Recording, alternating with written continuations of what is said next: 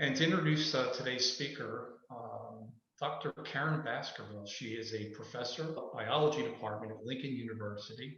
Her talk today, which I love the title, is Lincoln Unparalleled, Learn, Liberate, and Lead. So without further ado, we'd like to give a nice warm welcome to our guest speaker today, Dr. Baskerville. So thank you again for the introduction and for inviting me to actually talk today. It's a great opportunity for me. And so, yeah, my title is Lincoln Unparalleled, Learn, Liberate, Lead. So Dr. Brenda Allen, she's our 14th president of Lincoln. She started her journey as president in 2017. And she is the first alumna president. So she's the first female alumna president for the university. She has a vision, and her vision is reimagining the legacy. And in doing that, she desires students to learn, liberate, and lead. And not only students, but also the whole Lincoln campus, the whole community. She desires everyone to learn, liberate, and lead.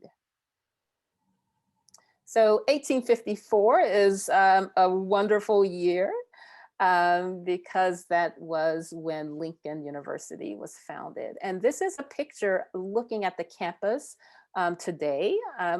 Not all those buildings were around in 1854, but there has been a lot of progress on the campus. Actually, the oldest building is somewhere right here in this area. And some of the newer buildings are back here. Actually, the building way back here, I don't know if you can see my cursor, that's my building. Okay, it's one of the newer buildings, the Nelson Science Center. Lincoln was actually chartered as the Ashman Institute in 1854. And then the founders were John Miller Dickey, who was a Presbyterian minister, and his wife, Sarah Cresson.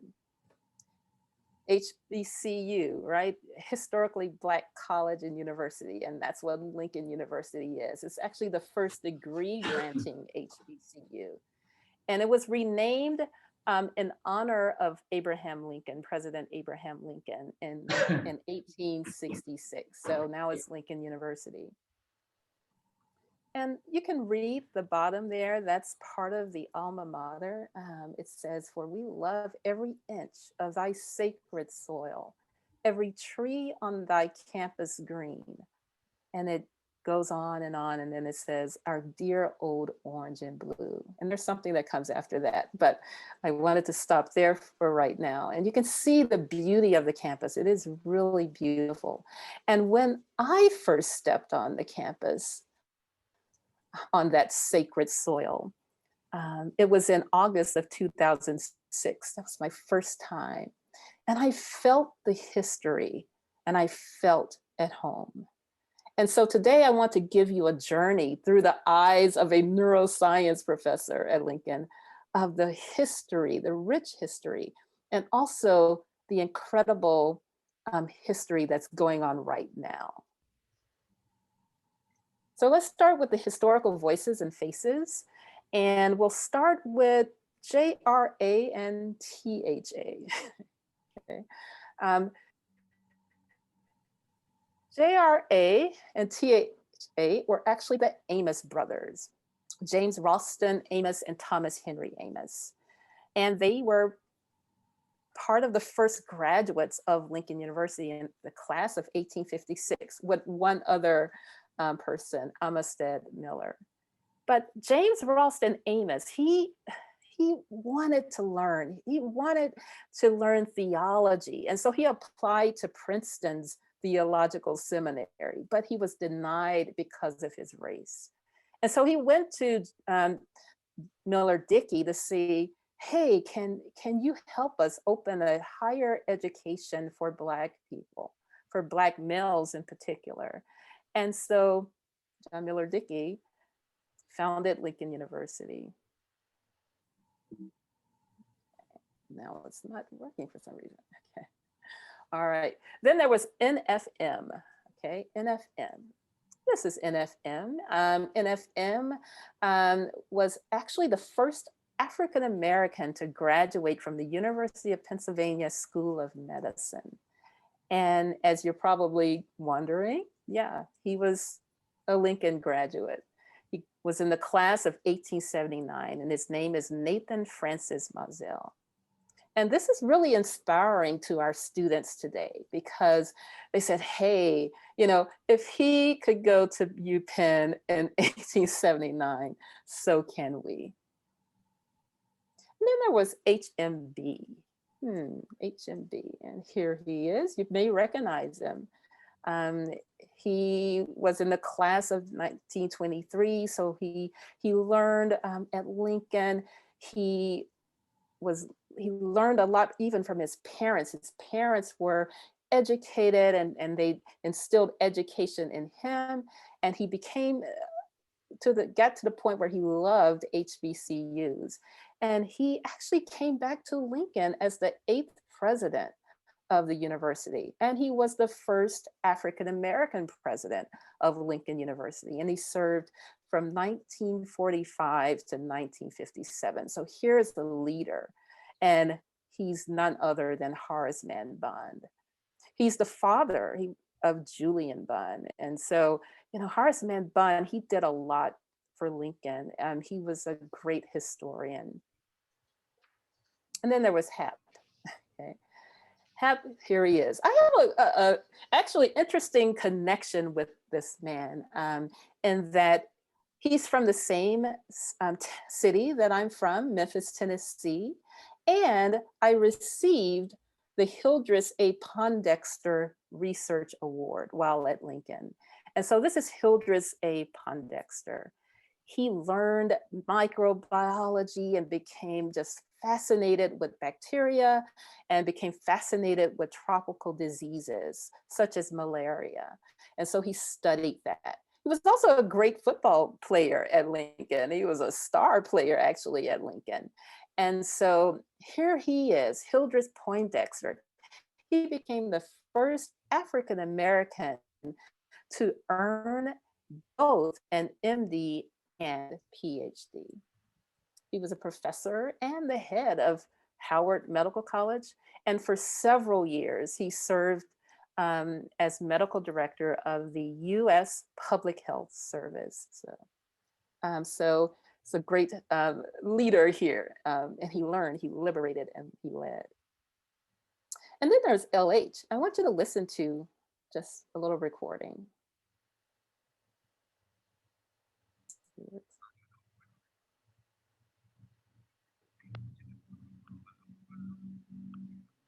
I've known rivers. I've known rivers ancient as the world and older than the flow of human blood in human veins. My soul has grown deep like the rivers. I bathed in the Euphrates when dawns were young. I built my hut near the Congo, and it lulled me to sleep. I looked upon the Nile and raised the pyramids above it. I heard the singing of the Mississippi when Abe Lincoln went down to New Orleans, and I've seen its muddy bosom turn all golden in the sunset. I've known rivers, ancient, dusky rivers. My soul has And grown this is deep none other like than the rivers. Langston Hughes. So Langston Hughes, he too went to Lincoln University of the class of 1929. And what you heard was actually a poem that he wrote when he was 17 years old. And it's entitled, "The Negro Speaks of Rivers." And now our students are learning poetry and learning it in the Langston Hughes Library on campus.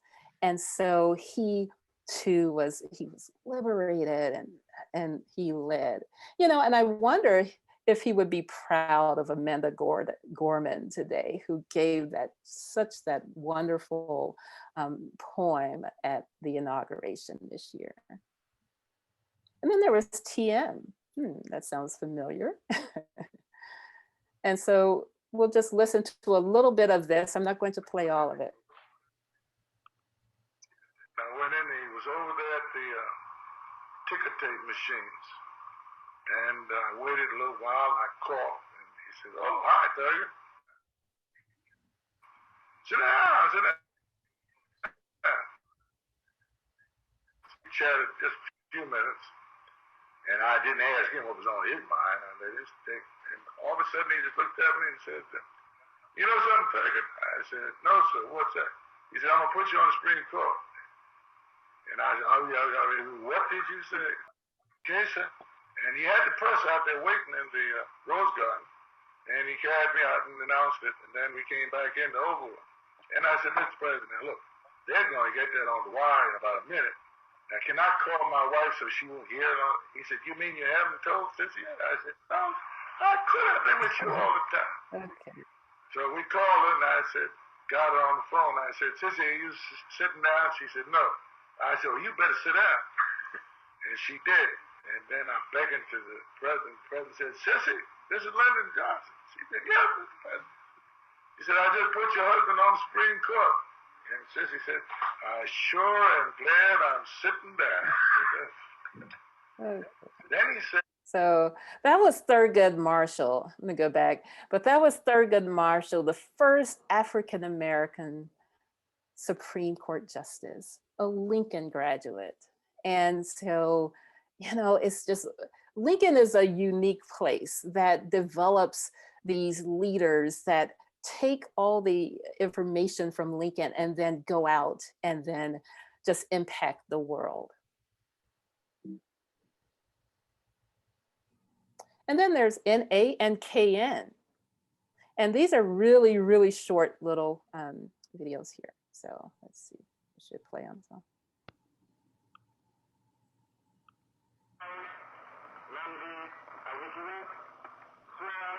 That I will quickly execute the office of President of the Federal Republic of Nigeria. Okay, that was the first one.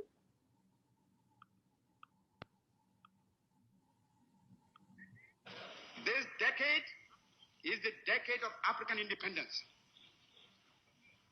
Forward then to independence. To independence now. Tomorrow, the United States of Africa. Okay. So these were two presidents of countries. Okay. And they were both Lincoln graduates. Nnamdi Azikiwe, he was in the class of 1930. He became the first president of Nigeria, you know, upon independence. And Kwame Nkrumah, he was in the class of 1939, and he became the first president of Ghana. And people today in those countries love Lincoln, and they send their students, they continue to send their students to Lincoln University. And then there's AE. And I'll just play a really short part of this. It followed from the special theory of relativity that mass and energy are but different manifestations of the same thing, a somewhat unfamiliar conception for the average mind. Furthermore, the equation E is equal mc squared, in which energy is but equal to mass multiplied with the square of the velocity of light,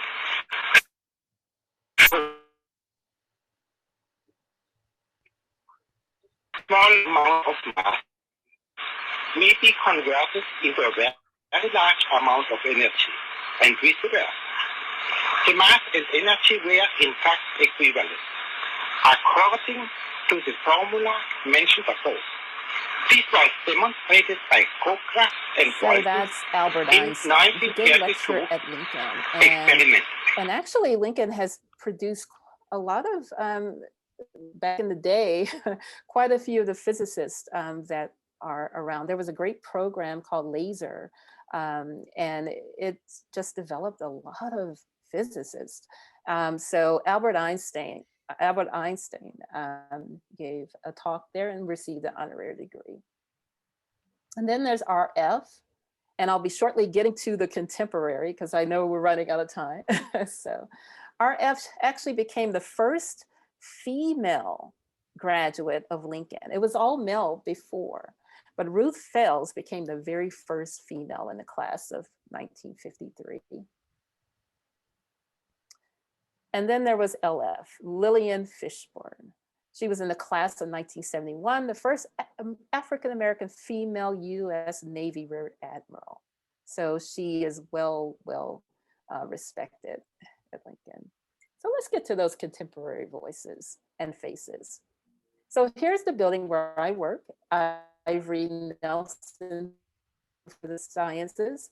And when I came to Lincoln in 2006, Ivory Nelson was the president.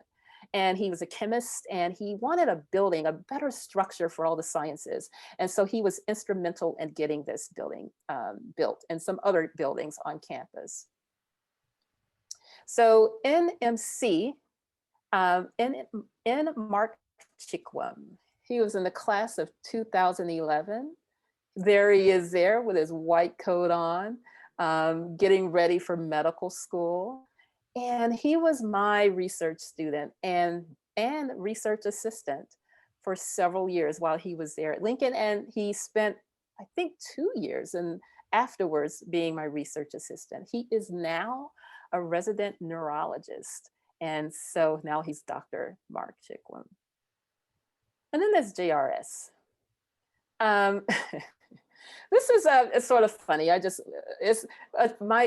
took students to Jamaica for a research study and we had a ball. We had so much fun, but we did do research. Actually, we were doing research while we were on that boat actually, but it was liberating to learn like we did. And it was so much fun. And then there's SAB, Shavonna Burton. She was the class of 2016. She's a soloist. She was in the Lincoln Concert Choir. And in my pharmacology class, she wrote a song about caffeine and had someone play the guitar while she sang the song. She's very talented. And I'm just going to play just a little bit, just so you can hear her voice, just to see why she's a. And this is the Lincoln Concert Choir.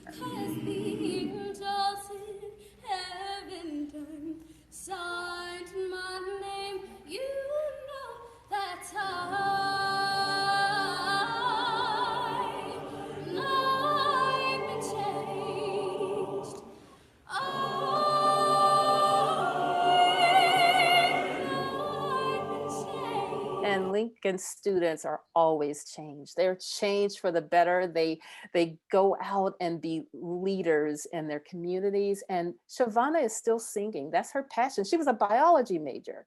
That's why I knew her so well. That's why she wrote a song, Caffeine, in my class. But she had a passion for singing and she is still singing.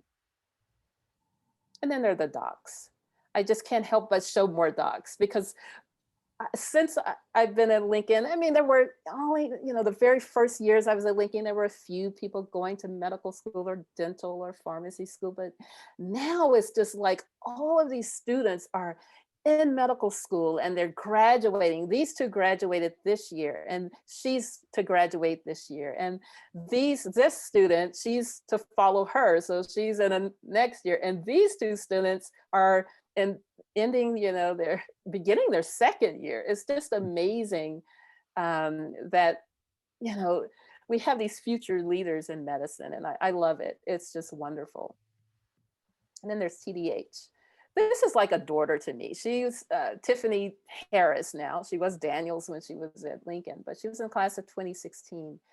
And she was a biology major. She started off in her public health degree program, but now she has her own jewelry line, but she made sure that it was benefiting the American Cancer Society because it was very, very deep. It was something that she just wanted to do because her sister passed away of cancer. And it's just showing you the love and compassion that our students have, but also their talents.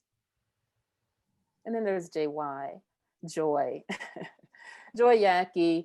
She was in the class of 2016, and we had the opportunity to not only be student, professor and student, but we're actually in the same musical, the same opera together, The Mikado in 2016. And I was her understudy, but I also sang in the chorus. But it was a wonderful thing working with her outside of the sciences. And I could really learn a lot from her just by doing that. She's so talented. And now she's finished with her master's in environmental science, and she's looking on to continue with her PhD. Then there's GN, who is in a PhD program right now in neuroscience. So of course, I'm really excited about him because he's in my discipline, and he did research with me while at Lincoln. So, and he was a leader on campus when he was at Lincoln. He was the treasurer of the Student Government Association. And then there's TS. So as you mentioned in the bio, I teach this class called Neuroscience, Philosophy, and Art. Team taught, and I love art. Even the artwork behind me, I did that artwork. I just love art. It's amazing. I love it. And so Taylor, in the class of 2021, she did this for her project, her final project. And it was out of, and this was taught in the spring of 2020 when she was in the class. And she did this saying, hey, I want to encourage everybody. Yeah, there's a lot of challenges going on right now in 2020, but we can still blossom. We can still be fruitful. We can be change. We can make a change, and we can encourage one another. And so that's why that flower is there in the brain, because she said we can blossom. And you can think, what you think about the artwork. And then finally, as a student, there's DF. I'll play a little bit of what she says, and because I know I'm running out of time. And then I'll talk about her a little more. I think it's racism. Okay. Racism is prejudice or discrimination towards one person or a group of people, typically minority. Anyway, she goes on to talk about racism, and she gives her feelings about it. And her name is Deja Foy. She was in an interesting class I taught over the summer, this past summer, human biology. I never teach Bio 101, or I don't teach any 100 level courses actually, but I taught it over the summer, and I'm glad I did, because I said, okay, the students are going through a lot right now. And so I said, hey, what about a final project? You can do COVID-19 or racism or combine them. And she came up with a project that was just amazing to me. And she actually helped organize, like in 2018, a benefit for Antoine Rose's family. I don't know if you know Antoine Rose, but he was killed in Pittsburgh in 2018. And he lived only just a few miles away from her. And so she helped out, organized, and advocated. And so she is a leader in the making. And this is something she wrote. And I will play it. I think I can play that part of it so you can hear it. I think it's playing, maybe not. Okay.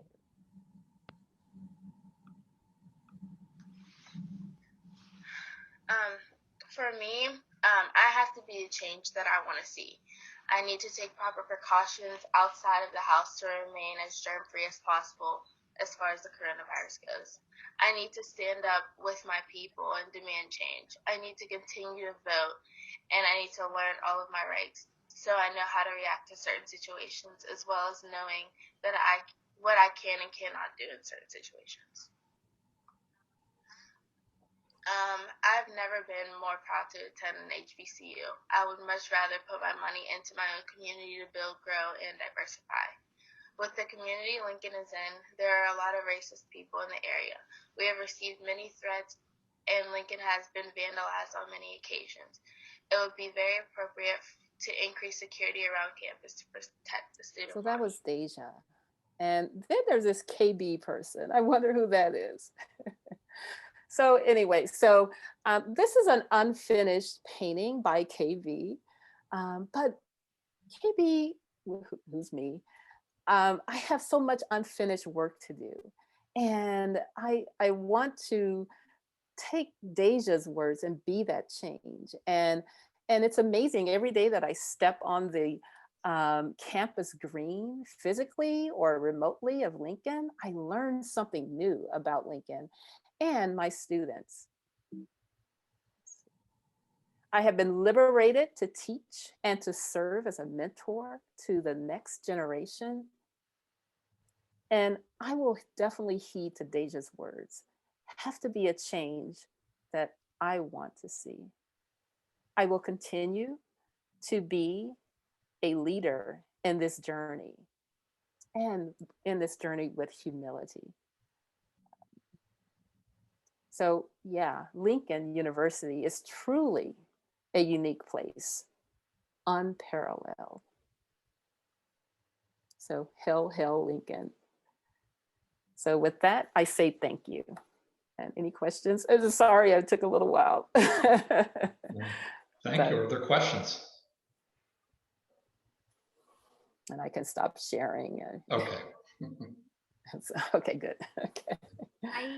I wanted to say something. It's not a question, but I did want to share something. You know, what an amazing university, what a legacy it leaves.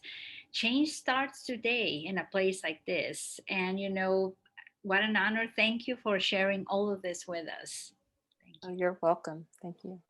Karen? Yes. Where exactly is Lincoln located? Yeah. That's the best I was question. looking it up as you were talking. I wanted to look it up, and it said it's here in Philadelphia. It's in Pennsylvania, Philadelphia. Yeah, it's in Pennsylvania. So we have one site in Philadelphia, actually. That's for the master's programs that we have. Mostly adult learners are there, but the main campus is in Chester County. It's near Oxford, Pennsylvania. So it's not far from Kennett Square, that kind of area. So there's a lot of Amish around where we live, I mean, and work, because I live close by. So that's where it is. There's a little community called Hensonville, actually, that Lincoln is on what used to be mainly Hensonville, because the people in Hensonville, they said, hey, yeah, we will sell this land to you because we really do want this college here. And so yeah, that's the area. So not far from Delaware, about 25 minutes away from Delaware. And yeah. Thank you. I was so totally impressed, and I really enjoyed learning about all the people from Lincoln who were, you know, leaders in the world. So I thank you very much for opening my eyes. Appreciate it. You're welcome. Kelly. Question. Since Lincoln has such a marvelous history, and there's a new Harriet Tubman Underground Railroad Freedom Trail in your area, I'm assuming Lincoln University has to be a stop on that Freedom Trail. Yeah, it is. And I used to be actually on the board of the Kennett Underground Railroad Center. And so I was a tour guide. So I know a lot of the places in that area that, because we had a lot of talks about the Harriet Tubman Freedom Trail as well. And so, yeah, there's a little church, Hosanna. So it's part of that Hensonville, but it's actually still on Lincoln's campus, sort of. It's right there on the edge of the campus. And so that's thought to be a site. And so this little Hosanna church. And then there's some, you know, places nearby that are potentially, there's a house not too far from Lincoln University that probably more than likely was a stop. Yeah, because there's some documentation to say that it was. So. This is Angela. I don't have a question, but I did have a comment. An excellent presentation. It was excellent.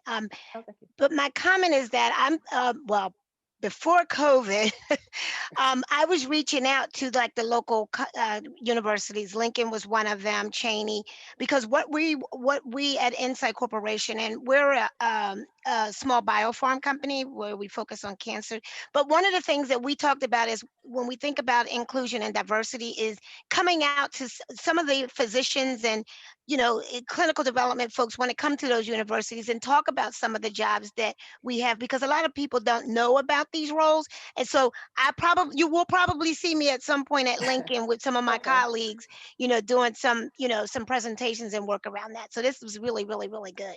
Oh, great. Thanks. Be great. Yeah, we have a pre-med club, and we have a pre-med like office that deals with a lot of pre-professional programs and things like that. So yeah, that would be great. And we have some, yeah, we we just have some like agreement collaboration with Penn State College of Medicine, where we have an early assurance program. It's a new thing. It's new, early assurance program for Penn State Medical School. So. Excellent. Thank you. You're welcome. I think Kelly, you had a question? Yes, thank you. That was really fascinating. I concur with everyone else's comments. Thank you so much. I had just two quick questions. Well, one is, I guess I could look it up. I'm being lazy. Could you give us a general, what the population size is of the student body and maybe generally the faculty? But two, in my line of work, I do educational research and evaluation. I mostly work with universities and K through 12 schools, but largely I write grants with universities who, you know, are getting U.S. Department of Education funding to primarily increase, you know, persistence in STEM majors, graduation in STEM majors. So this is sort of like kismet. And I want to thank you for your talk. I'm just planting a seed. Maybe I'll reach out to you. Maybe I'll send you, you know, if you're ever interested, I'd love to talk some more, because I mostly evaluate National Science Foundation grants and some others. And I just think it would be, I think maybe we could stir up something cool together. Okay, sounds great. Marian, do you want to answer the question about the number of students? I mean, I know how many, but since you are faculty affairs academic. Can you repeat the question for me, Karen? How many students? So it's roughly around 2,000 total students. Yeah, normally. roughly around 2,000. Normally, yeah. Normally, yeah, we have approximately, if we include the adult population, we are bouncing between 22 and 25. With just our main campus undergraduate, we are at about 22,000 to 2002.